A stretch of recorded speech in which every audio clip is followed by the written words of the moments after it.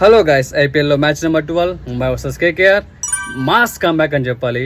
And worst performance ఒకటి, best performance ఒకటి, lowest score of the IPL 2025. So KKR వచ్చేసి 116కి all out అయింది. చాలా అంటే చాలా దారుణంగా, చాలా.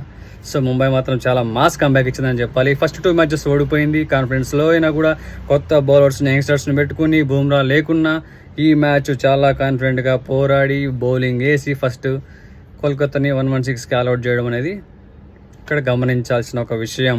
ముంబై కంబ్యాక్ ఇస్తే ఎలా ఉంటుందో మిగతా వాళ్ళందరికీ తెలిసేలాగా ఈ మ్యాచ్ వాళ్ళు గెలిచారనమాట.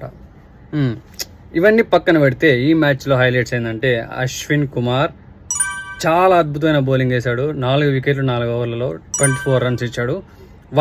యంగ్ టాలెంట్ని ఎంకరేజ్ చేయడంలో ముంబై తర్వాతనే ఎవరైనా అని నాకైతే ఇంతకుముందు నుంచి కూడా చూసినప్పుడు అనిపించింది. చాలా చాలా కొత్త వాళ్ళందరూ ముంబై నుంచి వచ్చారు. వాళ్ళు ఇవాళ కొంతమంది ఇండియా టీంకి ఆడుతున్నారు. సో వాళ్ళు ఎవరో చెప్పాల్సిన అవసరం లేదు, ఆల్రెడీ అందరికీ తెలుసు. సో ఆ విధంగా అశ్విని కుమార్ ఈ మ్యాచ్లో హైలైట్ అయ్యాడు. లాస్ట్ మ్యాచ్లో ఇంకొక అతను షైన్ అయ్యాడు, పుత్తూర్. చాలా అంటే చాలా బాగా పర్ఫామ్ చేసి అదే ఫస్ట్ మ్యాచ్లో. సో యంగ్స్టర్స్ని పైకి లేపాలన్నా, వాళ్ళని స్టార్ చేయాలన్నా ముంబై తర్వాతనే ఎవరైనా. ర్యాన్ రికార్డ్ని ఫస్ట్ 2 మ్యాచ్లు చూస్తూనే పోయాడు. ఈ మ్యాచ్ స్టాండింగ్ ఇచ్చి పర్ఫెక్ట్గా బాగా ఆడాడు. స్కై ఏముంది, ఇంకా ఎప్పుడు ఒకటే షాట్సే, ఇవే ఫ్లిక్ షాట్స్. ఎప్పుడు ఆ షాట్ తప్ప ఇంకేం ఆడు, ఎక్కడ చూసినా అదే ఉంది. ఇంటర్నేషనల్ మ్యాచ్ అయినా అదే, లోకల్ మ్యాచ్ అయినా అదే, ఐపీఎల్ అయినా అదే. So Deepak Chahar obviously one of the main bowler for Mumbai ఇప్పుడు.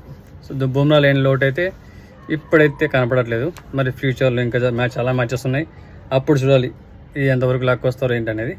సో కంబ్యాక్ అయితే బాగుంది, బాగా నచ్చింది. ముంబై ఫ్యాన్స్కి ఇది బాగా నచ్చి ఉంటుంది అండ్ పండగ చేసుకుంటుంటారు కూడా.